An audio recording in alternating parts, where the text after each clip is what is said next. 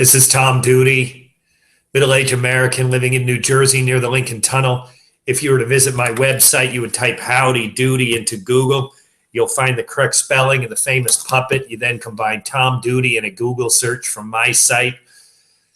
Through personal relationships, I came to the fact that someone had received an invitation to a destination wedding and misunderstood what was happening. And I'm going to leverage that misunderstanding, and what I'm going to say could be offensive. So to temper this, and so to put me in a position to deny that I had an inside track to this story, I first went to the internet and found it's quite common. So a little bit of searching about destination weddings and hunt Twitter and blog. People don't get it. So to the one person that I have an inside track to the story, and it's actually multiple people who might be offended, who might think that I am, leveraging something that was given to me in private into making a public mockery. I deny that I've done that. Instead, I just found stuff on the internet that is public and that I do have privilege of using. So yes, I will admit that I was inspired by a story that was really not mine to use, motivated to use it, realizing that it pisses me off. I first went out to the internet. So I am speaking in general of people who misunderstand destination weddings. So I'll begin by making this personal. If I had stayed in my first marriage is a decade and a half. My current marriage is a decade. So, my daughter is, kind of traditional married age now for university graduate. And so I'd be approaching like 25 years of marriage, and I would maybe be living in the same town that I was in, a member of a Catholic church, had a lot of friends, and never seemed to have enough money. So if I sat to calculate, if I had my first wife was still my wife, the two of us would sit down, try to figure out how we're going to pay for this, and look at an invitation list, which suddenly explodes. Now, there's some special bitterness in the story for me, because all of these people that I would have hypothetically struggled with on invites to a wedding have since, when I exited that marriage, have since in no way behaved as if they continued at any interest in continuing a friendship with me. Part of that lies with me, and the bitterness that I refer to has really softened over years and sort of a healthy process. But nonetheless, I look back at that moment and realize I would have been inviting people and paying for them in a huge bill that, quite honestly, I couldn't afford. Voila! Destination wedding. You schedule it someplace. Puerto Vallarta is, and I can't even think of what country that is, but I think it's Puerto Rico. I know of another one in my mother went to in the Yucatan Peninsula, which resort town I've forgotten, but they're quite common. And the answer is, if you're a member of a community and you got to do an invitation list, the price of that wedding goes up so fast. And so you cut it short. You only invite some friends, and you piss off a bunch of people, and you still spend money for people that you didn't really want to entertain. The bride or groom gets shorted on their list. It's not the celebration you imagined, and it's still expensive. Okay, so that's what a destination is. It is financial salvation for people that have too many friends and not enough money. So the solution, of course, is you do a destination wedding, you do the invitation selectively, and everyone in the 6 weeks is not going to jump on a plane. They don't have the financial freedom to jump on a plane and go to the Yucatan Peninsula of Mexico and go to a wedding. I just thought of another one in a workplace. The boss invited everyone to Minnesota to go to this wedding. I was one that was invited and elected not to go. Again, the entrenched family life and social life and commitments with the finances to just jump on a plane 6 weeks later and go to Minnesota for a wedding. It was out of the question. But a couple people at work did go. Who went? Well, kind of the people who no longer had young children and were closer to retirement age. So you don't necessarily get the people that were on your A list. You get people that are able, and it works, and it's a solution. Okay, so now I'm going to tie this into people that misunderstand these invitations, and then I'm going to tie it into politics with Trump. Many people online think they're getting invited to a destination wedding, and that invitation includes plane fare. You idiots. I mean, the blogs I've read, people are confessing that they feel like an idiot because they didn't get it. They get an invitation to a wedding and, hey, they're going to fly us to Mexico. No, they're not. So people come to reconcile with the reality and then come to realize that their first take on the invitation was oversimplified. Now I will transition to Trump.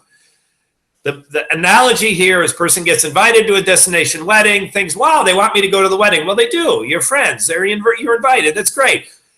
Yeah, they're going to pay for me to go. No. They are saying something nice to you by giving you the invitation, but they're also trying to weed out their guest list in an effort to keep the wedding affordable.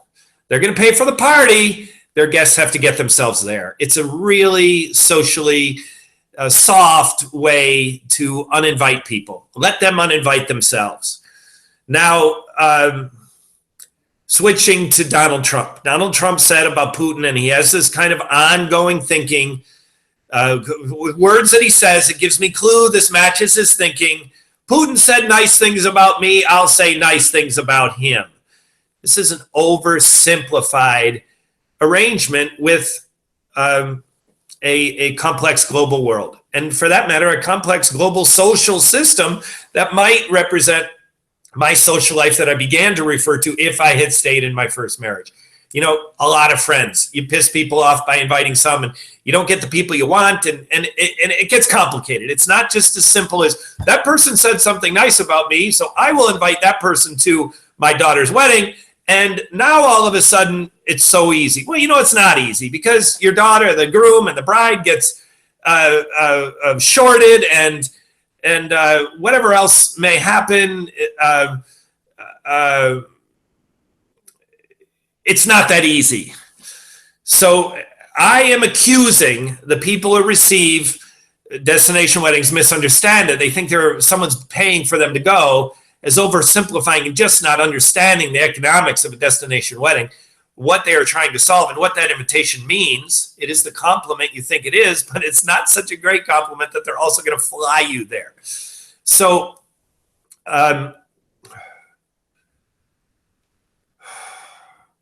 So at that moment, these people that were confused by destination wedding invitations have oversimplified the social dynamics of a destination wedding. Just as I am accusing Donald Trump of oversimplifying diplomatic relationships. I mean, this could play out in untold disasters. Vladimir Putin says nice things about Trump. Trump says nice things about Vladimir Putin. And next thing you know, we're kind of allies with Russia. Okay, that doesn't sound terrible on the surface.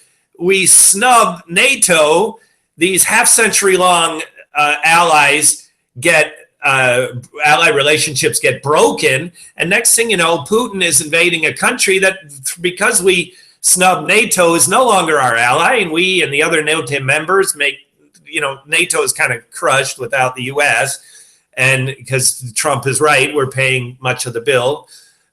So we don't defend these countries anymore, and nobody defends these countries anymore. And next thing you know, Russia's advancing through Europe, and we're on our way to another disastrous mess of Europe. Dial the clock all the way back to, I think, 1914, Archduke Ferdinand, pang, he gets a bullet in his head. the day Europe committed suicide. And we ushered in a half century of just disastrous war, with World War I, which was then called the Great War, and now World War II, and followed by World War II, and just literally made a mess of Europe. And some treaties and some economic plans, including the European Union, have kind of brought peace to Europe for an extended period of time. Whew, what a break. And the kind of thing Trump is talking about, more open diplomatic relationships with Russia, sounds good on the surface, but is potentially disastrous. So this unscripted rant is now going to be summarized. I explained what a destination wedding is. Forgive me, listeners, if you know, and it sounds patronizing. You may have even hosted a destination wedding, and you were one of the ones with the calculator saying, oh, shit, we need a solution. I don't like my friends that much. When you look at the price tag of a community wedding, if you have a lot of friends. So obviously the solution, and to make it personal, I said, well, maybe if I hypothetically had stayed in my first marriage, all of a sudden I got all these friends and I need a solution, destination wedding. Woo, hey, this sounds great. Bride and the groom. I've always promised I would refer a bride and bride, groom and groom, that I was not living with my sons and daughters when they went through puberty. So I kind of pledged that I would keep in mind the idea that they were not heterosexual, though I think they are both. But anyways, bride and groom, groom and groom, bride and bride, whatever. So all of a sudden they say, hey, destination wedding's a great idea, Dad. You can't pay for it. That's right. I can't pay for it. Okay. So there's a destination wedding. Countless. I could have kept finding them if I kept looking on the internet. People just like, wow, I'm invited and they're paying for the plane fare. No, they're not. You've oversimplified this nice compliment of an invitation. Again, oversimplified in this moment, then applied to Donald Trump and relationships. It's just not that simple. People have to think when they receive a destination wedding, maybe this isn't what I think it is. Maybe they are inviting me to go, but that doesn't mean they're paying for the trip. So what's going on here, and why am I invited to a wedding in Puerto Vallarta or Yucatan Peninsula? Why don't they just have it here in my local synagogue or local church or local mosque? I don't know anything about Muslim weddings, by the way, but I do about a wedding that might happen in a mosque and certainly in a Catholic church. Christian churches very much follow the suit of Catholic churches. So anyways, my point is that moment of oversimplifying the compliment of an invitation can compare to the risk of Donald Trump oversimplifying diplomatic relationships. People who get snubbed and get surprised negatively on this, oh, wow, they're inviting me and they're paying it. Suddenly they're not.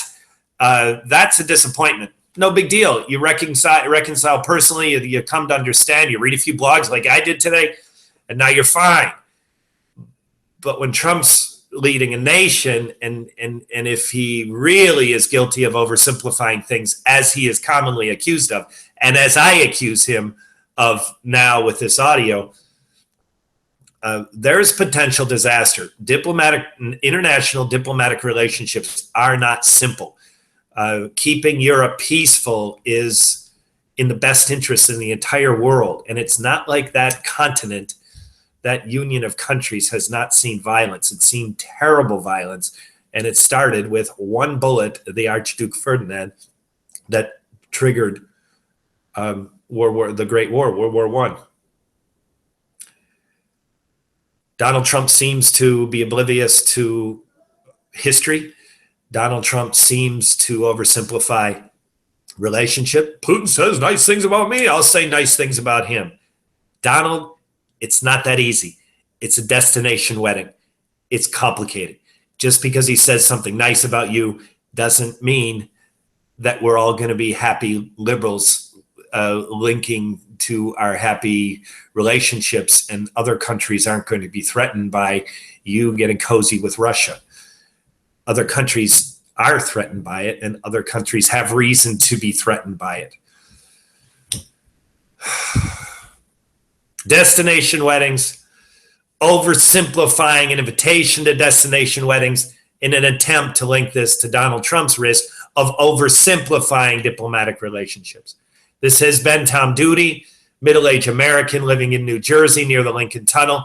If you were to visit my website, you would type Howdy Doody into Google. You'll find the correct spelling of the famous puppet. You then combine Tom Duty in a Google search from my site. Thank you for listening. Have a good day, good evening, or restful night's sleep. Ciao.